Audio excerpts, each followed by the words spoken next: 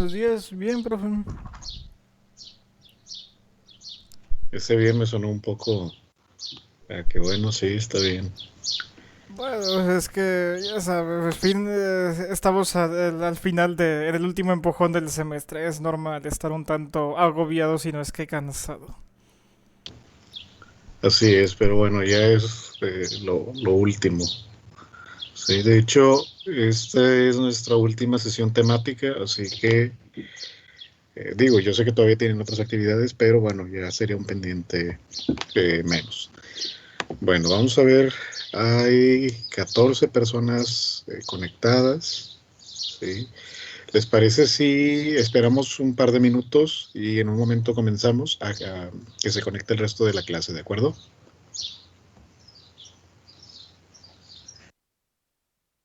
Ya está bien.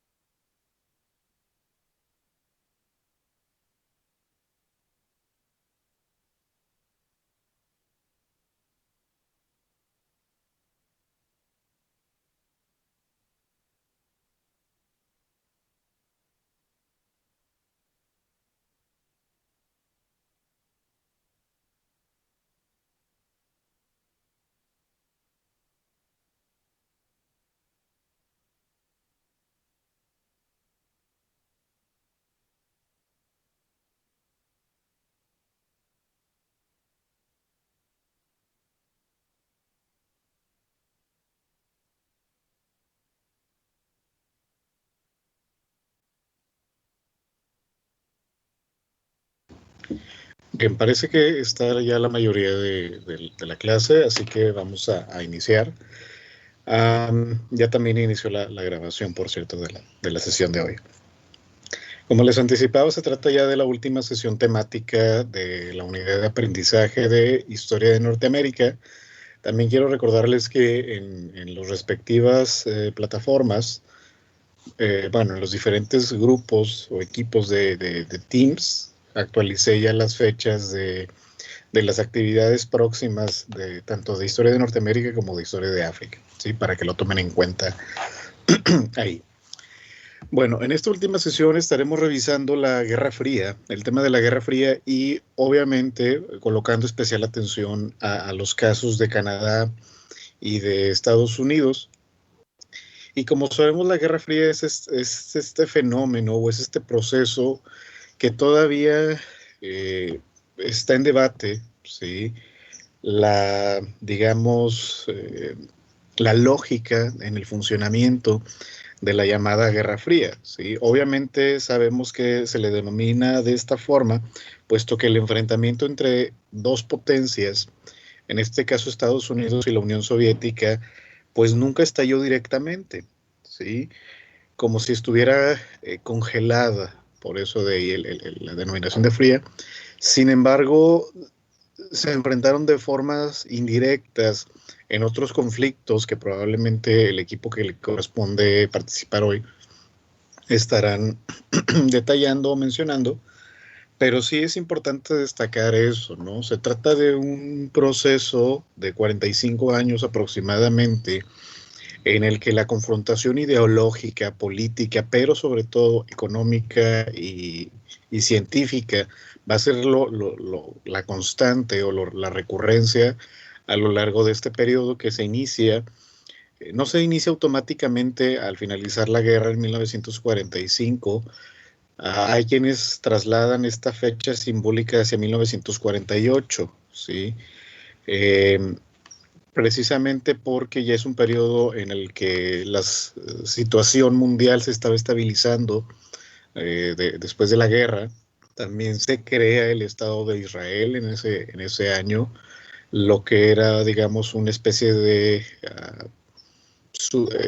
una especie de disculpa histórica hacia el pueblo judío, aunque bueno, ya las circunstancias han cambiado, lo sabemos por los acontecimientos actuales.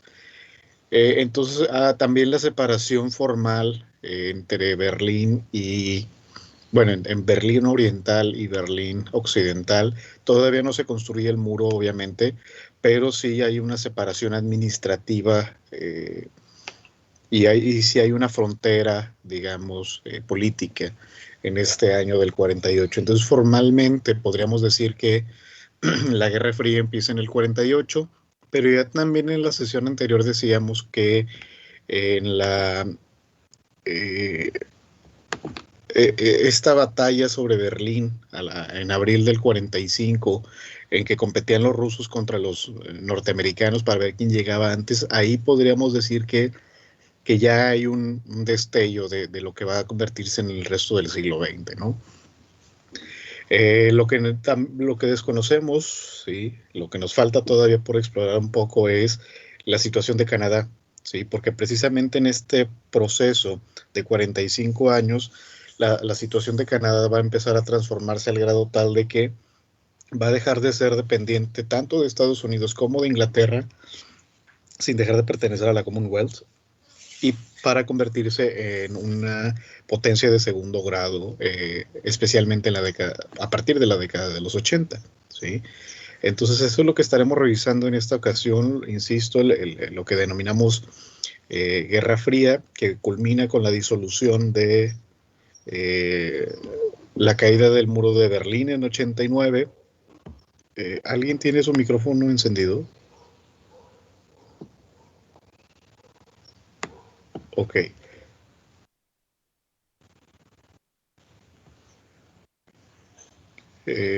Escucho un eco, no sé ustedes.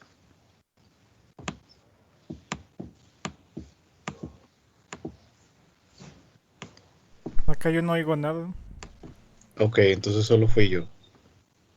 Ok, ¿me permiten un segundo?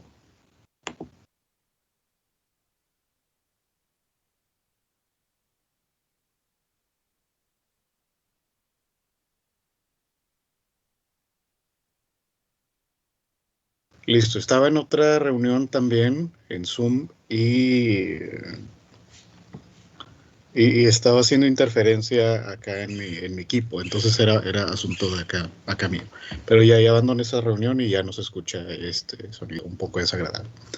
Bueno, les decía entonces, los rastros del deterioramiento de la URSS que inician en la década de los 80, que tiene dos momentos simbólicos, 89 con la caída de Berlín y 91 con la disolución de la Unión de Repúblicas Socialistas Soviéticas que se instauró en el 24. Bueno, es cuando termina la Guerra Fría y todavía hay mucho debate entre si fue una derrota, ¿sí? Es decir, si Estados Unidos derrotó a la URSS o la URSS cayó por su propio peso, ¿sí? Y el hecho de que el socialismo haya fracasado en este intento histórico no quiere decir que Estados Unidos haya ganado, o no lo sabemos, ¿sí? Entonces tendríamos todavía que reflexionar en torno a esta situación, ¿no? Muy bien, ¿el equipo que le corresponde la sesión ya está preparado?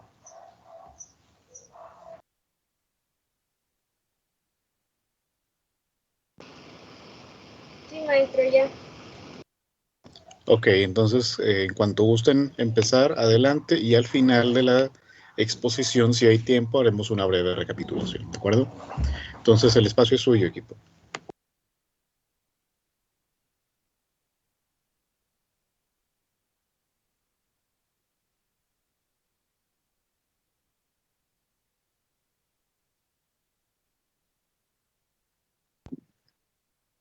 Pues buenos días, nosotros somos el equipo conformado por Andrea Martínez, Ana Cano y Ángela López, y vamos a estar hablando de Estados Unidos y Canadá en la Guerra Fría, como ya mencionó el profe. ¿Sí me escuchó? Perdón. Sí, se escucha, está bien. Ok. Entonces yo voy a empezar hablando por los antecedentes y pues voy a mencionar un poquito el origen del término, que ya mencionó un poco el profe sobre esto. Y pues como antecedentes, permítame un segundito.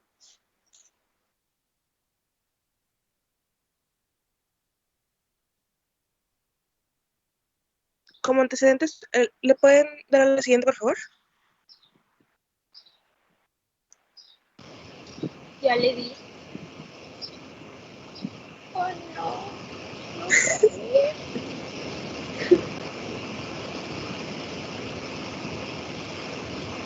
¿No se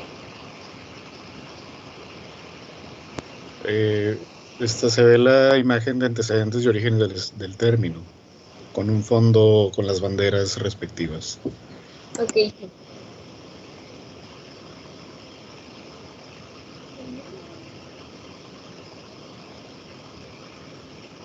Bueno, igual y continúo, que la siguiente diapositiva son puras imágenes ilustrativas, en las que iba a mencionar que se dice, o sea, o hay como que un acuerdo, aquí están, no, algo común, de que podemos encontrar los antecedentes de la Guerra Fría en 1917, tras el triunfo de la Revolución Rusa, que es cuando Rusia ya emerge como el primer país socialista.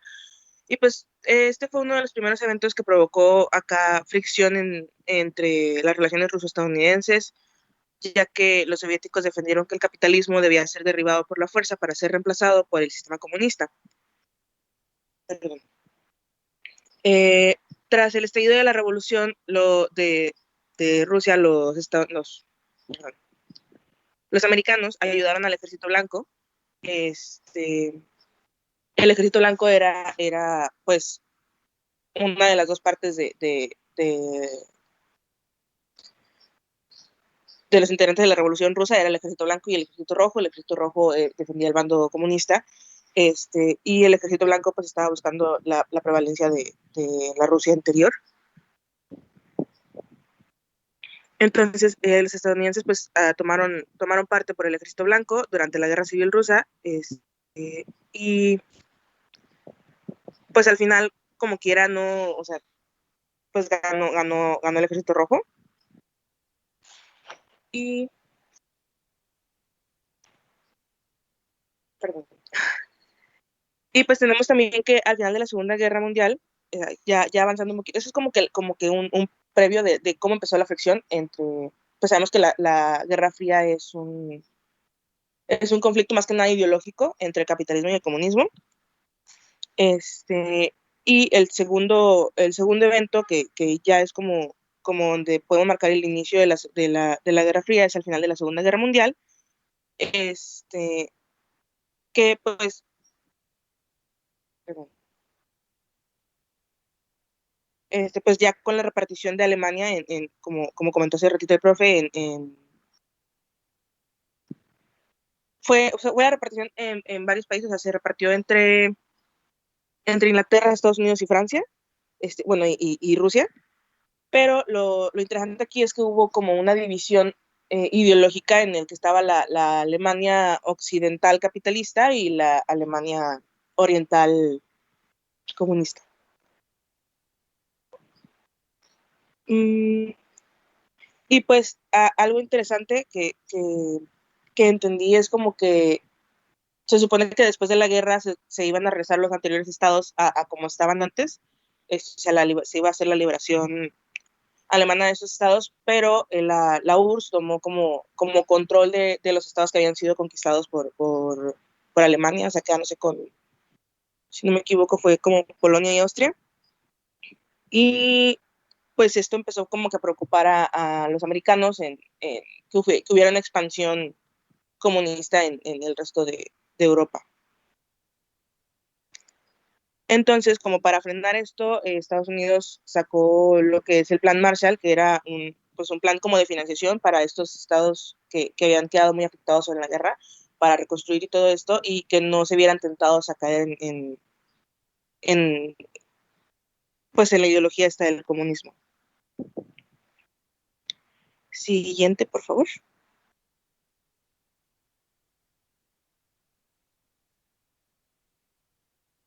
Un segundo. Entonces, ahí, esta cita que puse en la presentación es como uno de los primeros registros del uso del término de Guerra Fría, donde George Orwell hace referencia a unas, si sea lo dicho por James Burnham, en donde habla del mundo polarizado.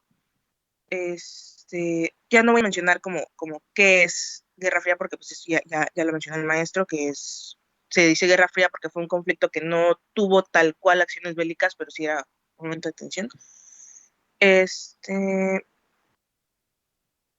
Y esto es importante porque ya después, el mismo Orwell, ya después de haber escrito el libro La bomba atómica y tú, o sea, donde hace esta mención a lo que es la Guerra Fría,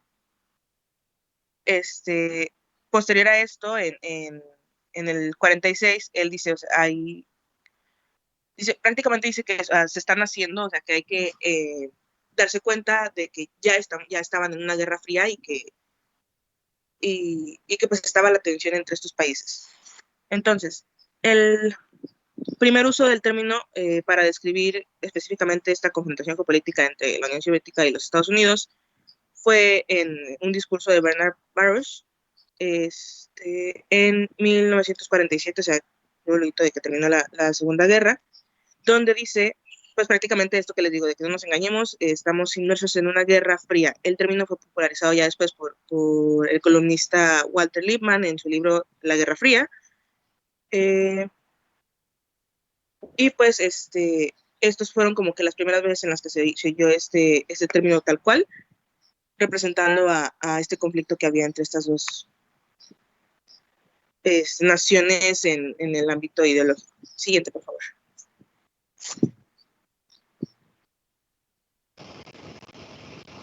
Ok, para empezar con la participación de Estados Unidos en este conflicto, tenemos primero la doctrina Truman, que, bueno, en marzo de 1947 fue la primera expresión norteamericana contra el comunismo durante este periodo. Harry Truman decía que era importante que Estados Unidos apoyara a los pueblos libres que estuvieran sufriendo algún tipo de agresión por parte de minorías armadas o presión del exterior, fueran, pues sí, eso que dije antes, de que fueran apoyadas por Estados Unidos. Perdón, me hago bolas. Bueno, Estados Unidos le brindó apoyo a Grecia y a Turquía con aproximadamente 400 millones de dólares. En Grecia estaba ocurriendo una guerra civil con guerrillas comunistas y en Turquía, Turquía se encontraba bajo presión soviética.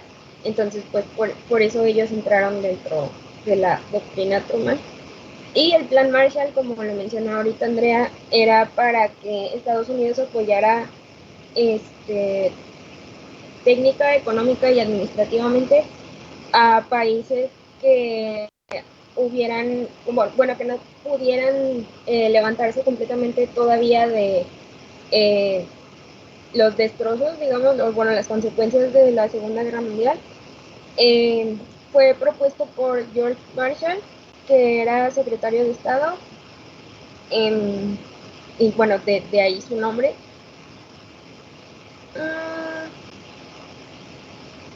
Se comenzó enviando alimentos, combustible y maquinaria y después Estados Unidos comenzó a invertir en la industria y a hacer préstamos de bajo interés.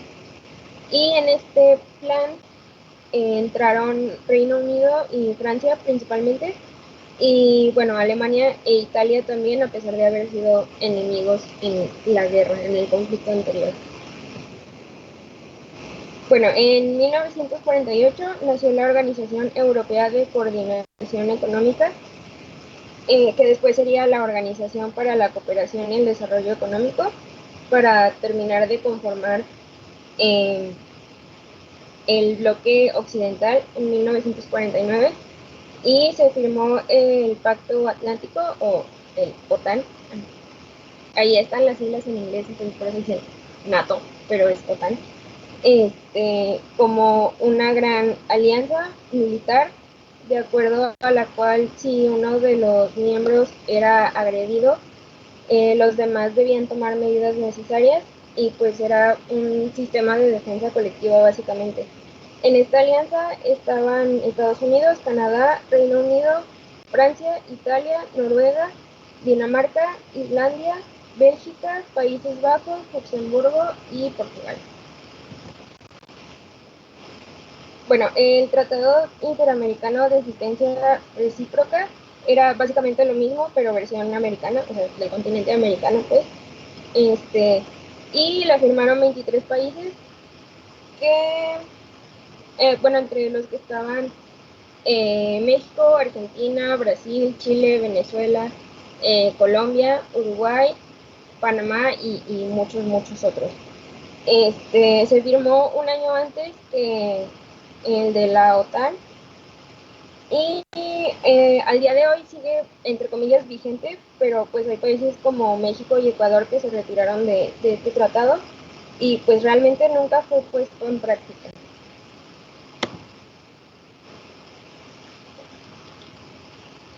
El bloqueo de Berlín, Estados Unidos, Francia y Alemania crearon la República Federal Alemana, que era lo que comentaba también ahorita Andrea, que era como el bloque capitalista y el bloque comunista. Pues era obviamente la URSS. Bueno, la República Federal Alemana contaba con su capital en Bonn, y este bloqueo fue impuesto por la Unión Soviética, ya que se oponía a la reunificación de Alemania, y bloqueó la parte oeste de Berlín como protesta a la reforma monetaria. El bloque capitalista decidió abastecer a la ciudad por medio de corredores aéreos que pues la Unión Soviética no podía prohibir, y este bloqueo duró de junio de 1948 a mayo de 1949. Bueno, el papel de Estados Unidos en la guerra de Corea fue básicamente apoyar a los surcoreanos, siendo el líder de las tropas enviadas por la coalición de las Naciones Unidas. Bueno, Corea estaba dividido en el paralelo 38, de ahí, o sea, Corea del Norte superior al paralelo 38 y Corea del Sur inferior, digamos. Y se había dividido pues después de que Japón se rindiera en la Segunda Guerra Mundial. Bueno, al final de la Segunda Guerra Mundial.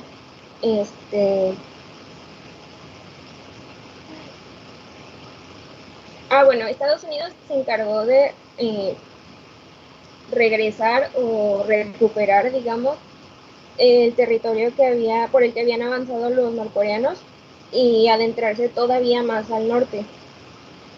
El general Douglas MacArthur organizó la Operación Chromite para recuperar pues ese territorio que ya había sido tomado por los norcoreanos, pero no había muchas posibilidades de que su plan resultara realmente. O sea, cuando lo planteó era como muy difícil que resultara, era prácticamente imposible. La operación constaba de atacar por Incheon, no sé si se ve a mi mouse, pero Incheon está por aquí,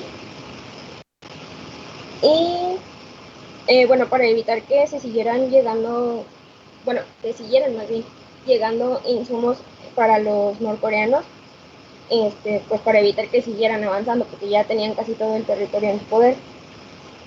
El problema era pues la rapidez de la corriente, porque pensaba atacar por mar y la corriente ahí es muy fuerte, entonces no tendría básicamente tiempo para, ¿cómo se dice?, desembarcar. Y otro problema era el tamaño de la zona de anclaje, pero pues como quiera fue un éxito su plan, o sea, milagrosamente funcionó. Y digamos que parte del crédito es de los soldados estudiantes que atrajeron la atención a Chansari.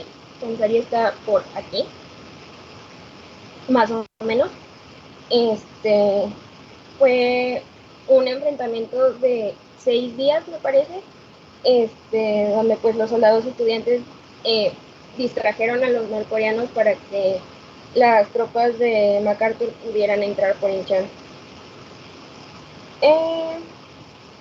Lograron recuperar pues la capital, que era Seúl, bueno, sigue siendo la capital, y llegar hasta la frontera con China, pero entonces China, que en un principio había dicho que no iba a apoyar directamente a los norcoreanos, envió eso de 300,000 soldados, y pues fue ahí donde las tropas aliadas se vieron como en la necesidad de retirarse del norte.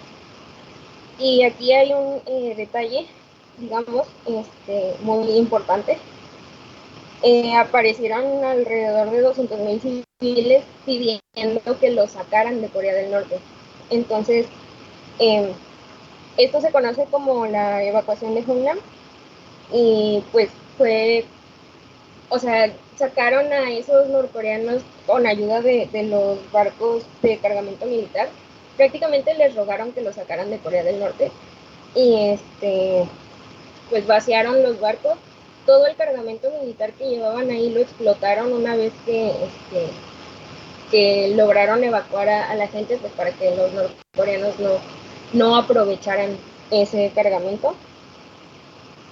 Y pues obviamente Corea del Norte, con la ayuda de China, recuperó de nuevo el territorio del sur. Y aquí MacArthur solicitó que se enviara una bomba atómica eh, para disuadir a los chinos, a lo que obviamente le dijeron que no. Y pues fue destituido. En 1951, como que, bueno, no como que, ya estaba eh, medio harto toda Corea, entonces empezaron con reuniones para armar una tregua, y pues se llegó a la tregua hasta 1953, y por eso que todavía existen dos Coreas. Pero pues sí, están los surcoreanos muy, muy agradecidos con Estados Unidos principalmente, porque pues era el líder de las tropas aliadas, por haberlos ayudado en la guerra de Corea.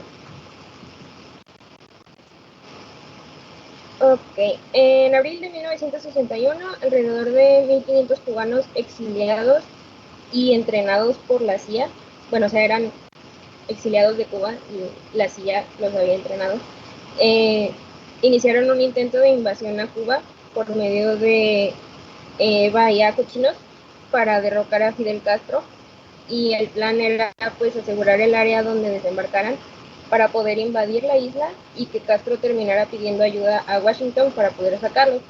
O sea, eran pues, básicamente infiltrados.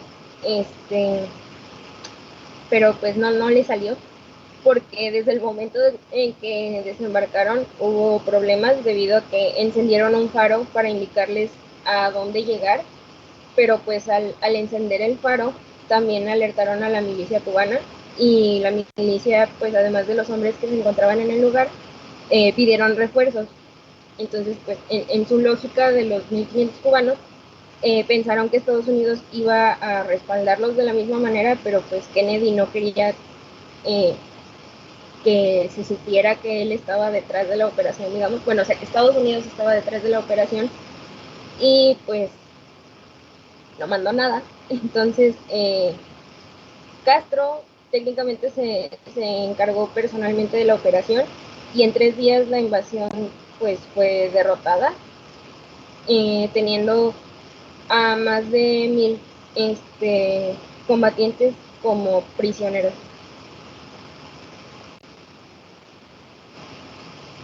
Okay. En 1962, la URSS empezó a instalar en Cuba misiles que pudieran ser capaces de alcanzar el territorio estadounidense, y para evitar esto, Kennedy decretó el bloqueo naval de Cuba.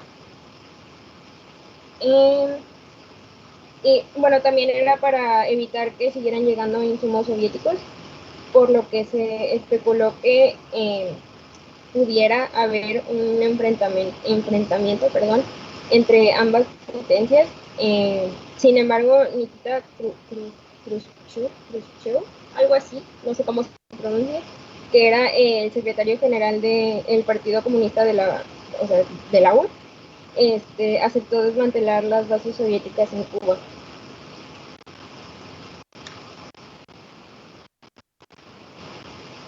Ok, en la guerra de Vietnam, bueno, después de su independencia, en 1954, Vietnam se había dividido en norte y sur también. Nuevamente Estados Unidos apoyaba a la parte sur, que tenía un régimen anticomunista. Y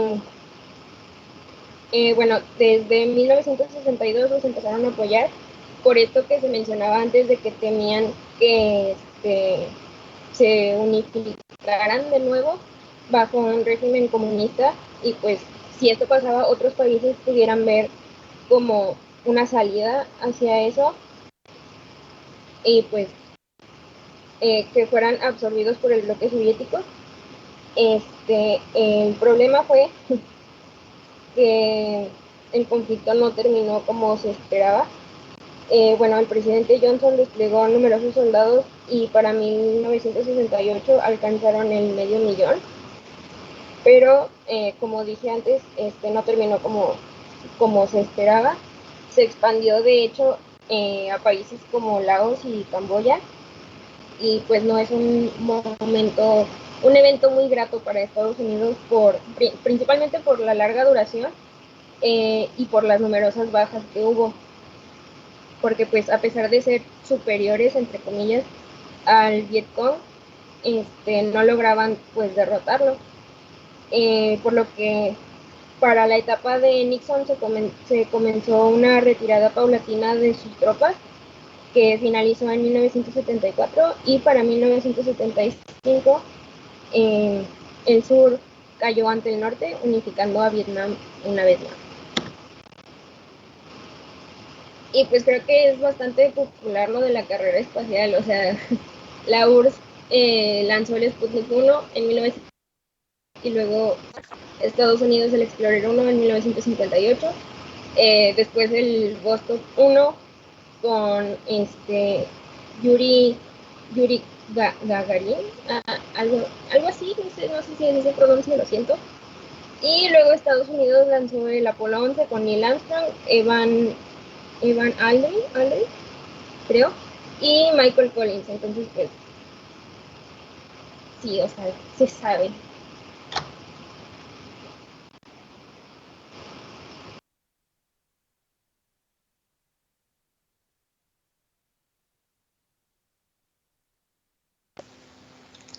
Ok, continuamos con Canadá en la Guerra Fría. Para empezar, ¿sí se escucha bien?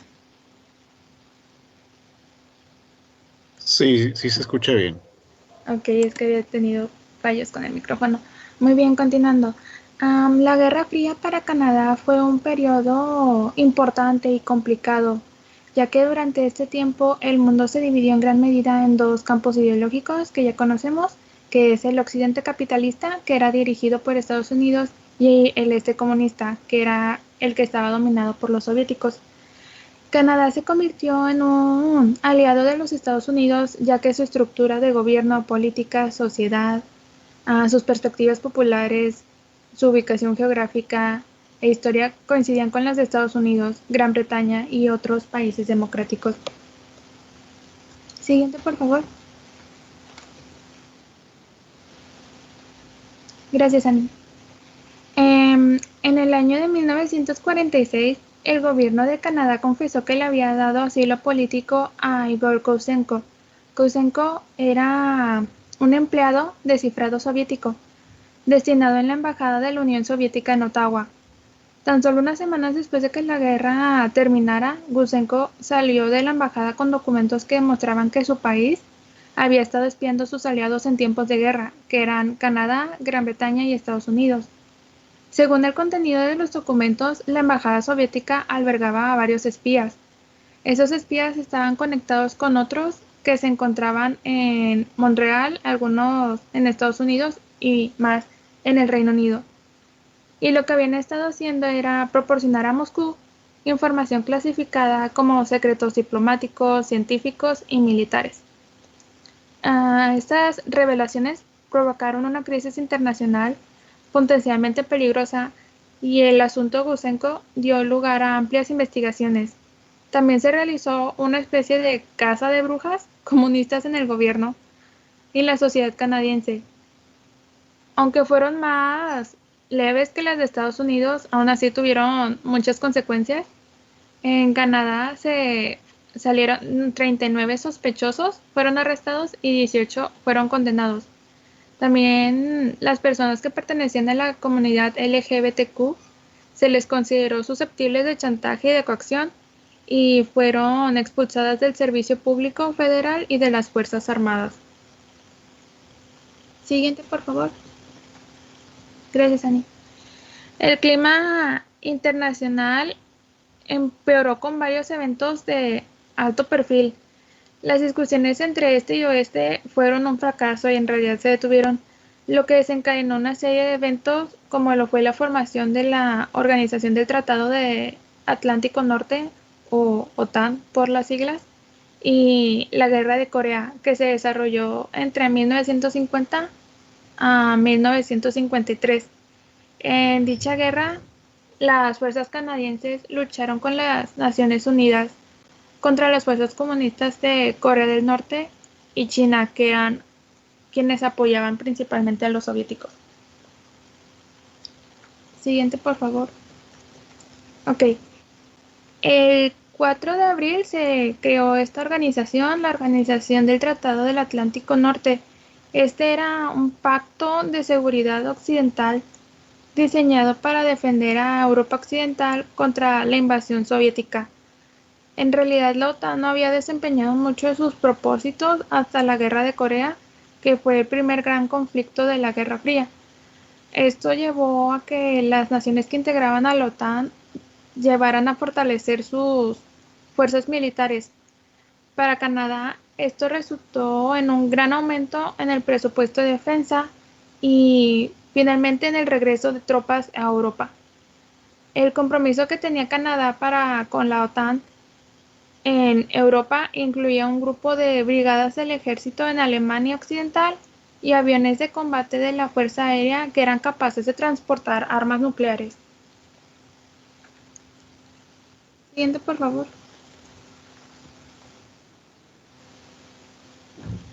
Siguiendo con el tema de las armas nucleares, para el gobierno de Canadá y en realidad el pueblo canadiense se percibía un miedo de una guerra nuclear y este miedo permaneció activo durante los años 50 hasta los 80.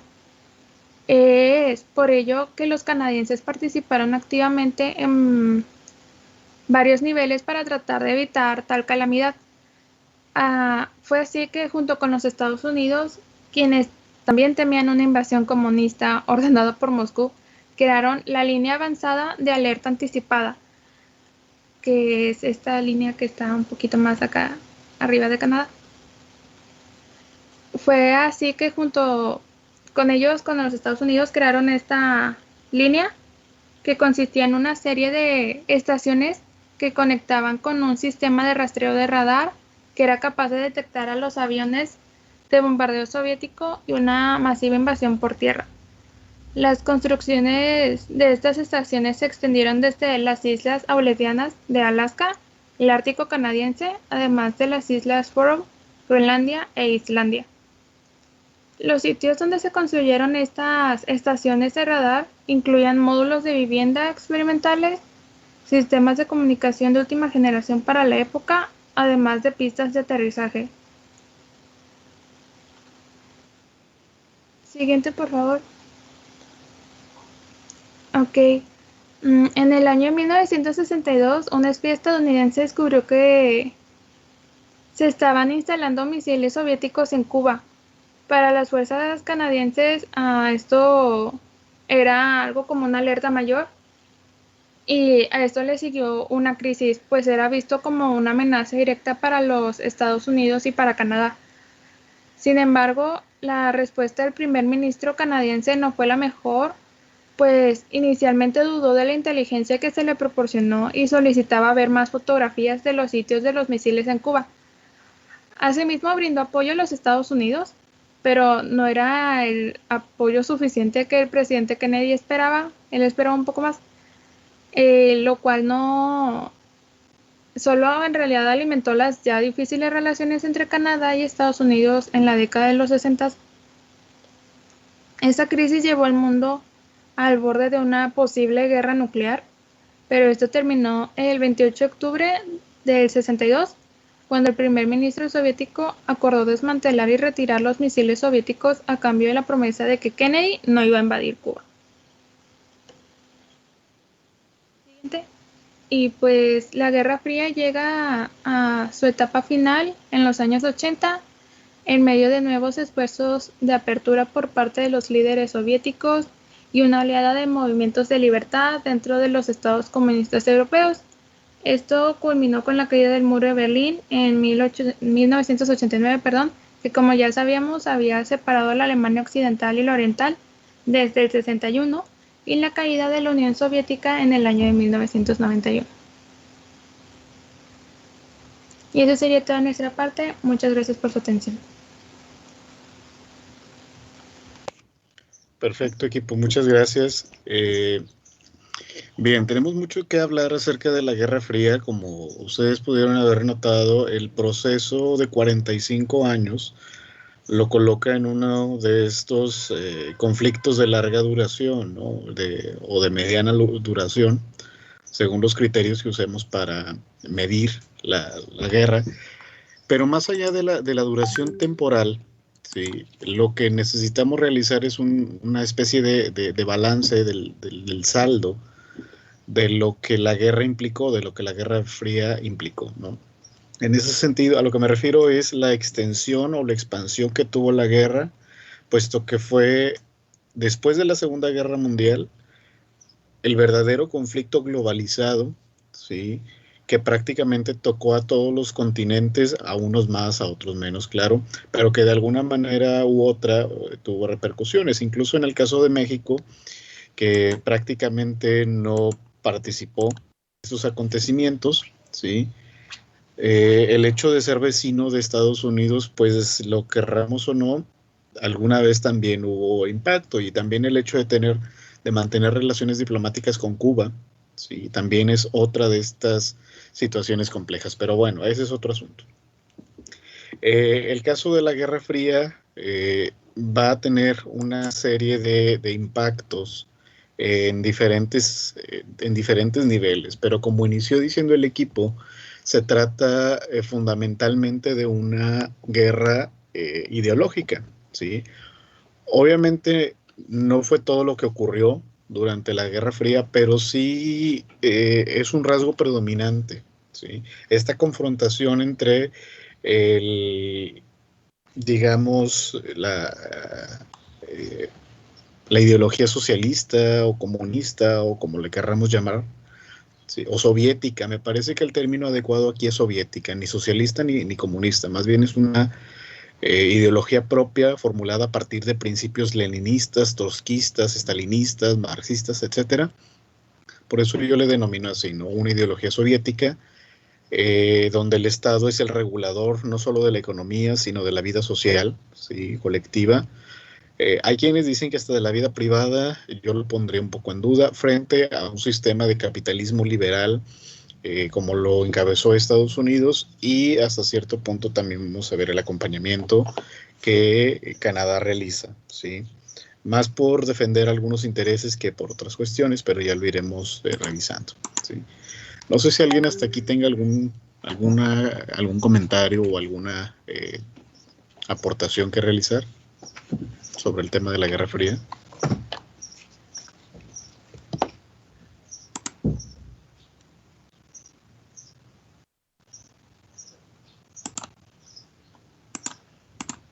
A ver, necesito compartir pantalla, pero no veo la presentación. Aquí está. Muy bien. Entonces, este periodo precisamente es un enfrentamiento de tipo ideológico sin llegar a la guerra generalizada. De ahí esta denominación de Guerra Fría. Pero eso no excluye el hecho de que todos estos acontecimientos bélicos que estuvieron haciendo un recuento sus compañeras no hayan existido. Se trata de un periodo de grandes tensiones a nivel global, ¿sí? Con una constante amenaza de que la guerra iniciara, pero que no iba a ser una guerra convencional, sino una guerra de tipo nuclear, ¿sí? Donde las armas atómicas iban a ser la constante y que eso iba a posiblemente terminar el mundo como lo conocían, ¿sí? Lo cual nos lleva a pensar lo irracional que era este sentido. ¿Para qué ganar? ¿Para qué pretender ganar, ya sea la Unión Soviética o Estados Unidos, si a final de cuentas ibas a ser dueño de nada, puesto que el mundo como existía iba a terminar? Pero bueno, ese es otro asunto. El caso es que por eso es una guerra fría. La idea de llegar a una guerra total no le agradaba ni a Estados Unidos ni a la Unión Soviética, por esto que les comento, ¿sí? Pero por eso vamos a ver una especie de conflictos tangenciales, tanto en Vietnam como en Corea, como en otras regiones, digamos, lejos de la esfera nacional de estos bloques, ¿sí? Me voy a saltar esto. Lo que hablamos en la situación mundial es que Estados Unidos lo que va a realizar en la inmediata posguerra, es decir, del 45 al 48 más o menos, es ayudar a esta recuperación económica y material que se había perdido durante la guerra, la reconfiguración nacional de países como Francia, Italia, Austria, etcétera. Va a empezar un nuevo proceso, se van a mantener un tanto al margen. Recordemos que Italia pierde definitivamente sus territorios en África. Obviamente se mantiene administrando la región de Somalia, pero no va a ser por mucho tiempo. Y bueno, otros países como Japón, que cayeron en la desgracia total, van a empezar bajo la administración norteamericana a reconstruirse para convertirse en una de las máximas potencias a nivel mundial en la década, a finales de los 80 y principios de los 90, ¿sí? Bueno, tenemos estos bloques, mejor dicho, donde la separación no solo va a ser simbólica, sino que también va a ser explícita, ¿sí? Todos estos territorios que van a controlar cada uno a lo que podríamos utilizar la frase de Churchill de la cortina de acero ha caído, ¿sí? Precisamente para hacer esta separación entre dos sistemas sociales, políticos y económicos totalmente diferentes. Del lado de Occidente vemos una representación del tío Sam un poco burda, ¿sí? En el que Estados Unidos trataba de imponer o hacer verle al resto de las naciones que el sistema de empresas privadas de producción capitalista era el mejor, ¿sí? Y obviamente la propaganda jugó aquí un papel importante para ambos bandos. Y de manera formal administraron o se quedaron, o como le querramos llamar, con el lado occidental de Berlín, ¿sí? Llamando la República Federal Alemana, ¿sí? Pero no va a ser el único territorio en el que van a estar. Ya habíamos dicho que va a estar un poco también en Japón y va a ir avanzando consecuentemente por el sudeste de Asia, ¿sí? En Oriente vemos el predominio de la Unión Soviética, que se forma en 1924, después de la Revolución, ¿sí? Donde el gobierno va a tener un papel fundamental, ¿sí? Pero no hay que olvidar que también en Estados Unidos se va a transitar hacia un sistema no de Estado benefactor o de Estado conductor de la economía, sino de un sistema mixto, que ya hablamos en la unidad 3, ¿sí? Donde el socialismo va a ser, digamos, el ideal de imposición o de organización político-económica y social. Obviamente a la distancia vemos que fue un fracaso, puesto que se convirtió en algo más que un Estado garante, ¿sí? Y también van a tener presencia en Alemania a través de la República Democrática, pero no solo eso, recordemos que los países africanos, muchos países africanos que estaban logrando sus independencias en el contexto de la Guerra Fría, se van a decantar por el socialismo, precisamente para alejarse de esta tradición aristocrática y de explotación a la que habían estado sometidos durante el colonialismo, ¿sí? Por eso vieron que el socialismo, vieron en el socialismo una opción relativamente viable para reorganizarse, o mejor dicho, para empezar a organizar los estados-nación, ¿sí?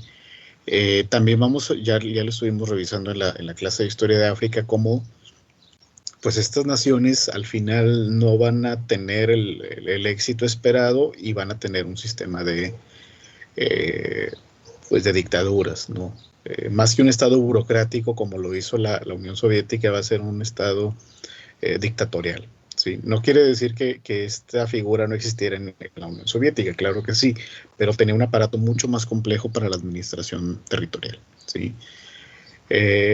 Lo mismo va a suceder en Cuba, que recordemos que después de la guerra hispano-norteamericana en 1898, Estados Unidos va a tener una presencia muy grande en Cuba, ¿sí? A la manera del imperialismo, ¿sí? Entonces, y también empieza un proceso de explotación económica. Por eso la revolución encabezada por Fidel Castro va a guiarse bajo estos principios de socialismo, y ahí es donde también va a empezar otra dimensión o una extensión, mejor dicho, de la Guerra Fría en América Latina, ¿sí? O en el continente en general, ¿sí? No sé si alguien hasta aquí tenga algún comentario o pregunta.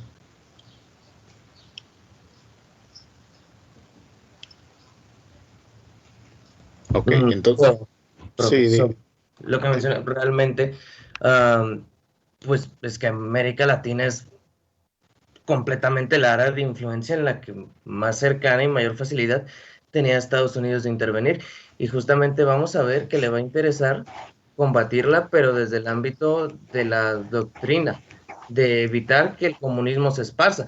Ya tienen a Cuba ahí a 200 kilómetros de la costa de Miami, no quieren a ningún otro país latino coqueteando con la idea del comunismo.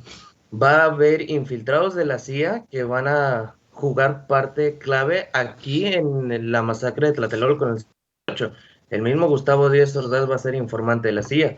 También de ellos va a ser la causa que apoyen a el golpe de Estado en Chile en contra de Salvador Allende, en el que se instaura Augusto Pinochet. También se van a enfrentar a las guerrillas, a las FARC en Colombia, a Sendero Luminoso en Perú, a las sandinistas en Nicaragua. Nicaragua. En general, todo es parte del contexto de lo que conocemos como la Operación Cóndor, creo. Exactamente, entonces tú lo has dicho bastante bien en el sentido de que Estados Unidos no iba a permitir que un extraño interviniera en su territorio, en el territorio americano, ¿sí?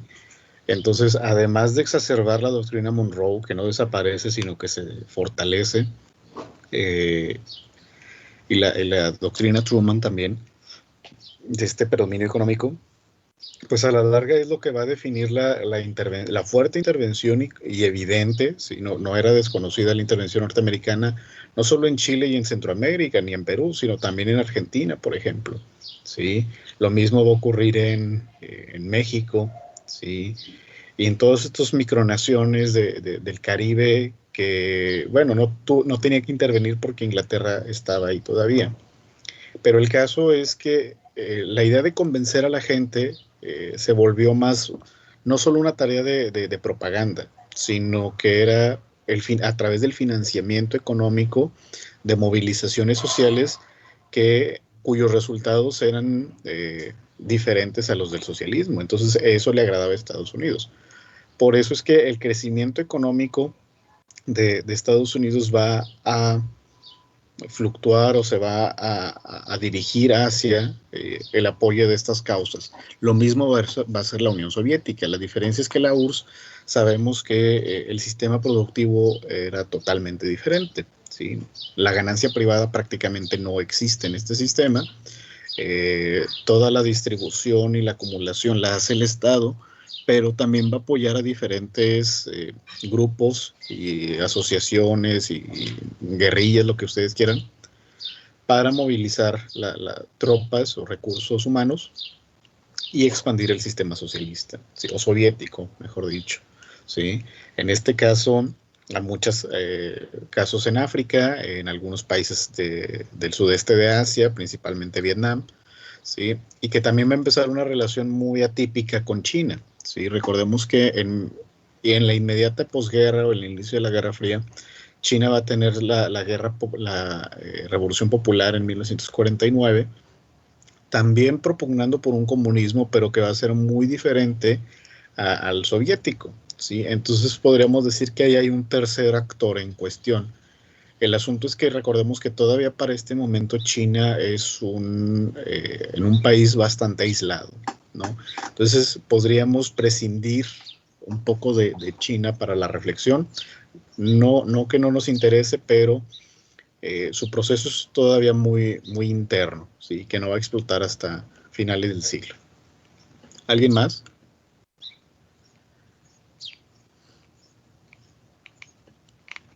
Entonces, bueno, seguimos. El caso es que Estados Unidos va a empezar una reconfiguración interna, pero también se va a colocar como líder del bloque occidental.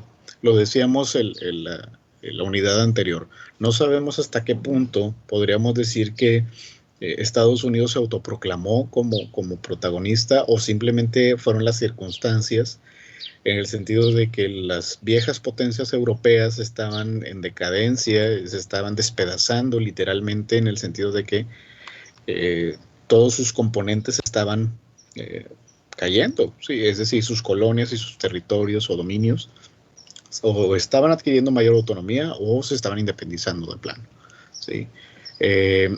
Entonces los últimos bastiones que le quedaban eran estos apoyos de la Commonwealth, entre ellos Australia, y Canadá, ¿sí? Porque la India, recordemos que empieza la movilización de la independencia en el 48 justamente, con Gandhi, 47-48. Entonces vamos a ver el otro caso, la situación canadiense, ¿sí? Bueno, eso es lo que les decía y ahorita revisamos. La situación canadiense que para la década de los 70 ya habíamos visto cómo Canadá busca ahora tener una economía multilateralista, es decir, tener la libertad de negociar y de establecer acuerdos con cualquier país que decida, ¿sí? Va a ser un menosprecio hacia las economías latinoamericanas, no desde el punto de vista racial, sino desde el punto de vista económico. Recordemos que se forma la CEPAL, este bloque latinoamericano, y que Canadá trata de disuadir, pero en los 80 pasa algo que es muy complejo en Canadá. Se reactivan todas estas viejas rencillas entre Ontario y Quebec, ¿sí? Que no que habían desaparecido, pero que se habían entrado en una especie de stand-by, precisamente por la cuestión de la guerra, buscando la recuperación económica, el equilibrio de fuerzas al interior, por el apoyo británico, etcétera. Entonces los conflictos internos se habían mantenido relativamente estables y un poco al margen, ¿no? Pero en los 80, precisamente cuando empieza otro periodo de crisis económica del lado occidental, estas viejas rencillas empiezan a despertarse otra vez en Canadá, entre Ontario y Quebec, precisamente porque se empiezan a confrontar de nueva cuenta los liberales de Quebec contra los conservadores de Ontario. Precisamente cuando se busca, ¿sí?, reestructurar el sistema interno de convivencia social, ¿sí? Y en los 80 se dan muchas situaciones en Canadá, por ejemplo, el establecimiento de una nueva constitución, ¿sí?, un reconocimiento pleno a la herencia francesa, a la herencia francófona en Canadá en general, nuevos derechos de representación, por ejemplo. Entonces Canadá empieza en los años 80 a reestructurarse por completo, y ahí precisamente cuando se llegan a acuerdos y se da reconocimiento a esta otra parte social minusvalorada en muchos periodos, en varios momentos de la historia canadiense, pues entonces ya se pueden empezar a tomar acuerdos, ¿sí?, comunes, ¿sí? Entonces empiezan a superar levemente, no por completo, pero sí levemente, estas diferencias entre Quebec y Ontario, que prácticamente son dos grupos socioculturales confrontados, el anglosajón y el francófono. Y es donde empieza el verdadero esplendor de Canadá como lo conocemos ahora, ¿sí? Canadá no siempre fue como es ahora, que también me ha tocado ver muchas publicaciones en Facebook que dice, sáquenme de América Latina y mándenme a Canadá, ¿no? Bueno, ese nuevo sueño canadiense en lugar del sueño americano es relativamente reciente, ¿sí? Precisamente con estas reorganización sociopolítica que tiene Canadá en los 80, le permite trazar un plan económico nacional, ¿sí?, donde las diferencias socioculturales ya no son un impedimento, y también empiezan a insertarse en esta dinámica de la globalización que empieza en los años 80, esta globalización neoliberal, ¿sí? Con la caída del sistema soviético, ¿sí?, prácticamente todos los países que habían pertenecido a la esfera de la URSS tienen que empezar desde cero, ¿sí? Países de Europa del Este, países africanos, si acaso los únicos que se mantienen bajo cierto matiz ahí son Cuba, que empieza con un periodo, ahí es donde empieza precisamente el proceso de la Cuba, ¿cómo llamarla? Pues la Cuba paupérrima, la que se nos vende mucho de que no, en Cuba nadie tiene para comida. Bueno, tampoco vivió siempre así. Es un periodo bastante reciente también, de unos 35 años. ¿Sí? Pero bueno, el caso es que Canadá queda como uno de estos pocos países que no solo se alió a Estados Unidos, sino que pudo establecer su propio modus vivendi, y que lo va a convertir en una potencia justamente cuando el sistema socialista cae, y las únicas potencias viables que quedan son Estados Unidos, Canadá, Australia y tímidamente Inglaterra, ¿sí? De ahí en fuera no hay más, ¿sí? China, insisto, todavía está en una situación interna, y los países africanos y de Europa del Este no los podemos contar. Ahí es donde, insisto, a finales de los 80 y principios de empieza el Canadá que conocemos hoy día, ¿sí?, pero que va a demorar todavía en reestructurarse. Bien, ¿algo hasta aquí?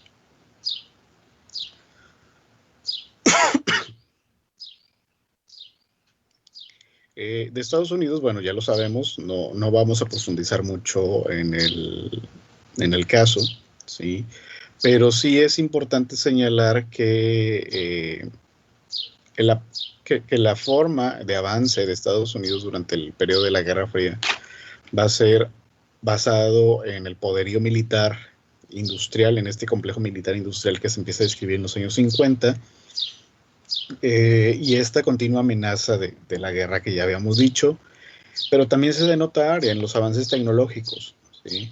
Tanto la URSS como Estados Unidos van a buscar ser las potencias del ámbito tecnológico, desarrollando inventos, tanto domésticos como de uso militar. Se da la carrera espacial, que empieza en los años 50. Digamos que el primer bloque lo ganan los soviéticos con enviar a Yuri Gagarin, bueno, primero a Masha, así se llamaba la perrita que enviaron, ¿no? Masha, al espacio en los 50.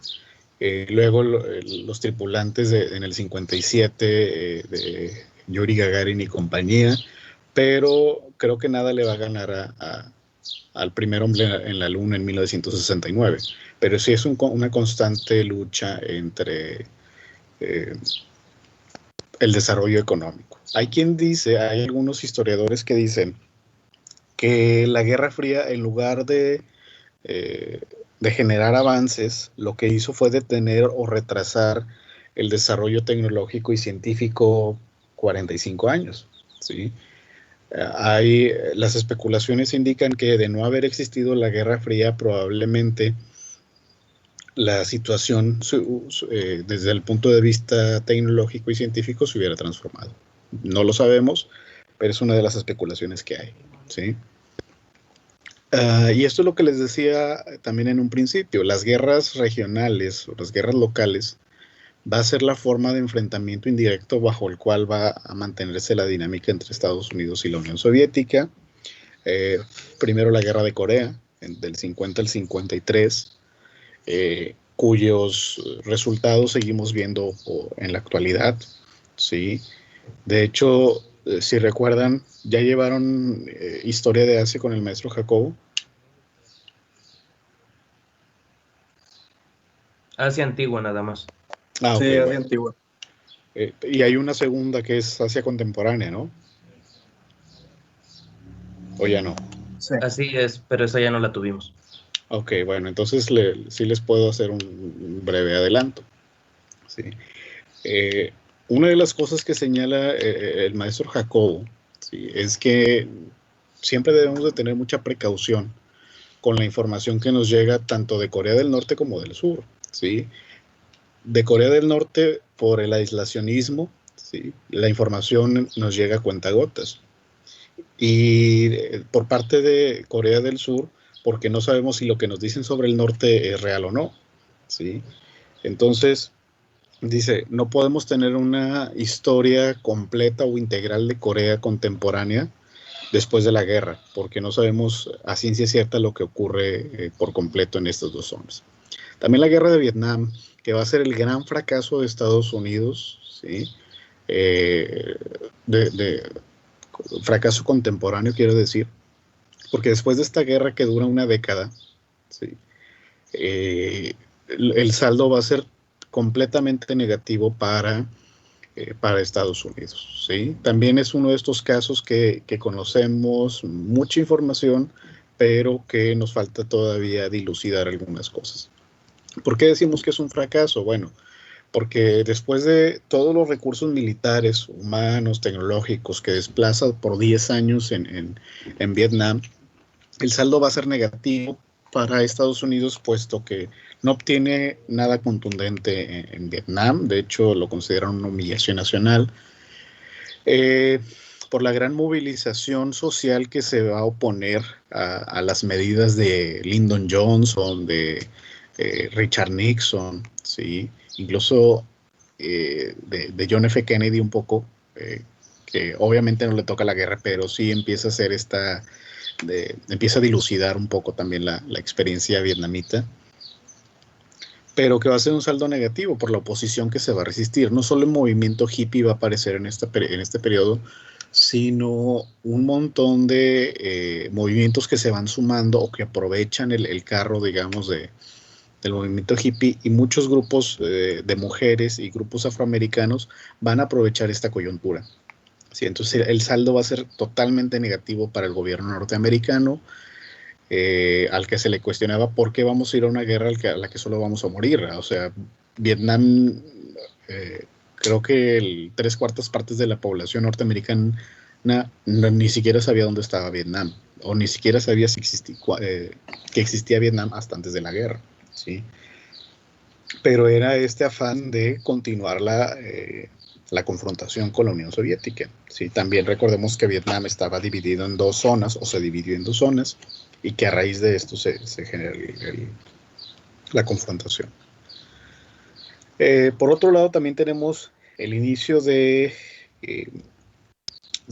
diferentes movimientos en Medio Oriente, ¿sí?, que estallan precisamente en 1979 en Irán, ¿sí? ¿sí? La revolución del Ayatollah Khomeini en 1979, que va a ser el principio de una serie de movilizaciones en Medio Oriente. Ahí es cuando Estados Unidos voltea a ver hacia allá y dice, bueno, esta región también es importante, ¿sí? Obviamente los yacimientos petroleros también va a ser un foco de atención para Estados Unidos y para otros países. Pero si aparte le sumas que es una zona altamente inestable a partir de la década, finales de los 70, pues también Estados Unidos va a empezar a intervenir, ¿sí?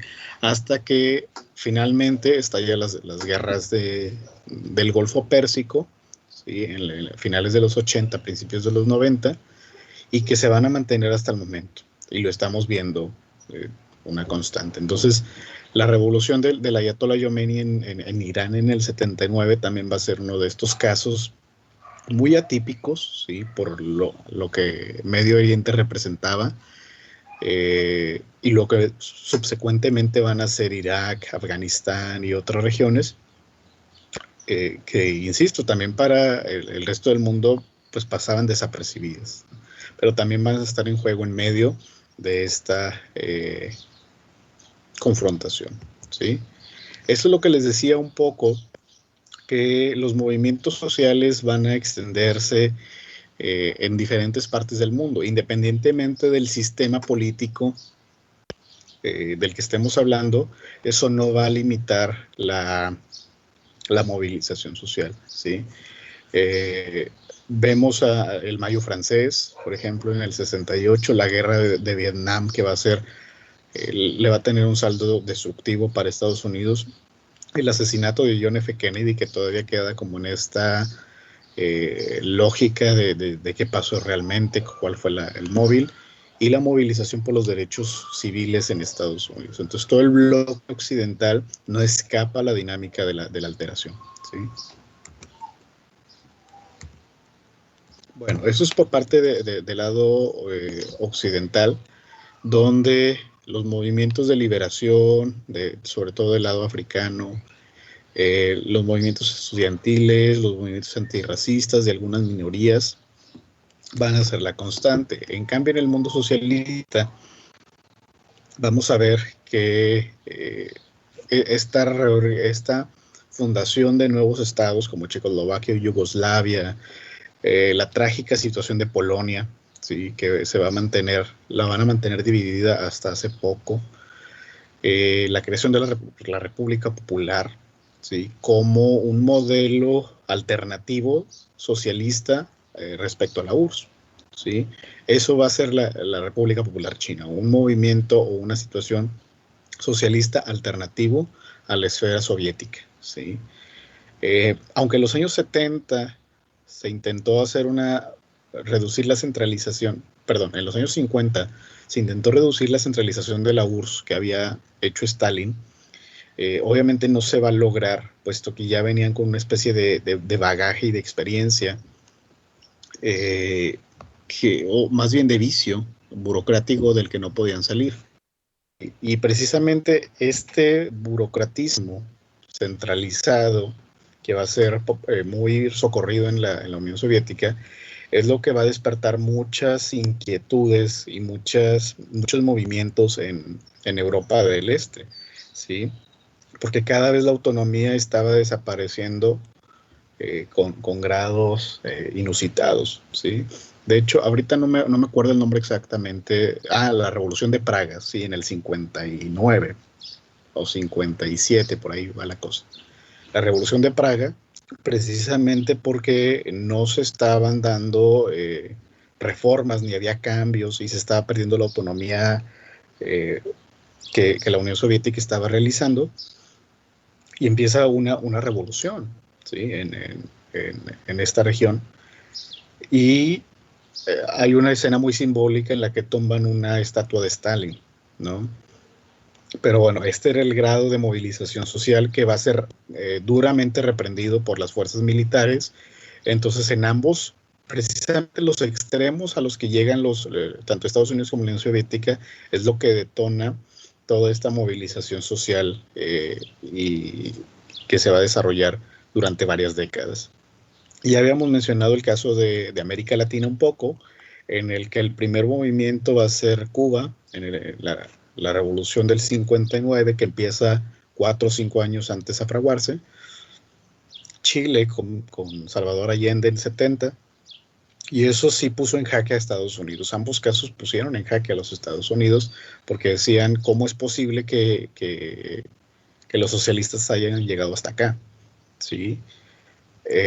Pero los Estados Unidos no se daban cuenta que precisamente todas sus acciones eran lo que habían llevado a esto, ¿no? Vemos lo de la Revolución Popular, que, insisto, va a tener un matiz socialista encabezado por Mao, pero que va a ser un momento alternativo a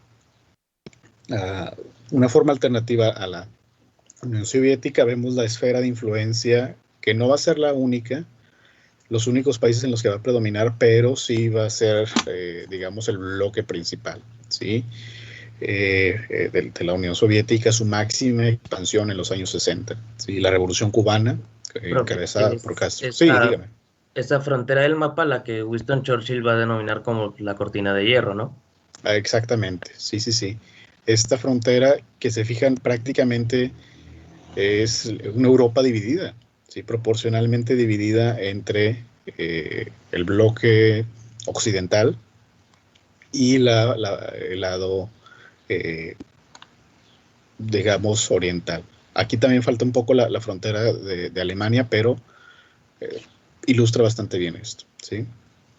Y bueno, la figura de Salvador Allende, que también va a haber sectores muy conservadores, sectores empresariales muy conservadores que van a apoyar la intervención norteamericana hasta el golpe de Estado en 73.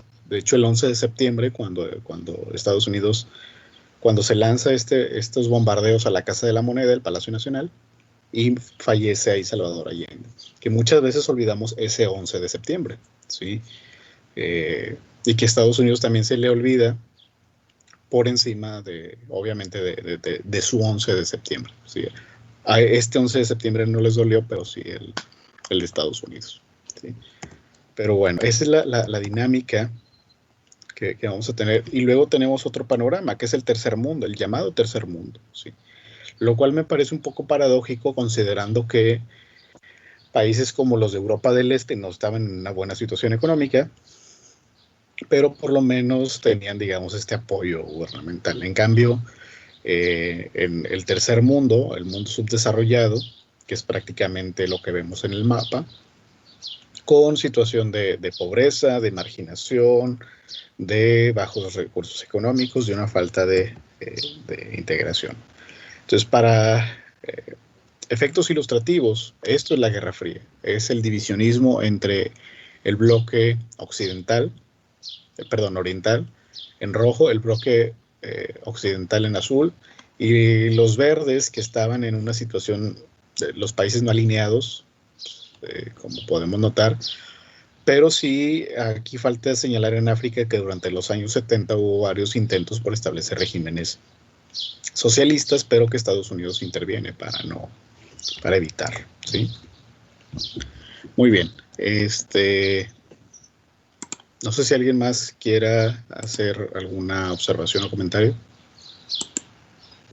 Pues en primer lugar, a lo que refiere al continente africano, es debido a el creciente panafricanismo y nacionalismo que va creciendo a partir de los jóvenes intelectuales afroamericanos que nacen en las mismas instituciones educativas que instaura la metrópoli en la colonia o en la misma metrópoli, que el panafricanismo ve, como se mencionó, como optativa al sistema capitalista imperialista una salida en un socialismo. Dentro del mismo panafricanismo se hablaba y se establecía y se creía los verdaderos líderes panafricanos en la creación de una sola África bajo un solo estado gubernamental.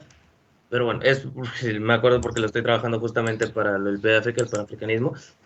Mencionaba en una de mis fuentes que esos van a ser los verdaderos líderes, pero que esos no van a ser los que van a mantener mucho tiempo el poder, sino es que ni siquiera van a lograr ver fraguada su lucha, que van a ser unos líderes dictatoriales que también se hacen llamar a sí mismos panafricanistas y quizás tengan mucho de nacionalistas, pero no demasiado de panafricanistas, los que van a dar la espalda a esto en pro de los intereses propios e imperialistas y van a mantener todavía dividida la África.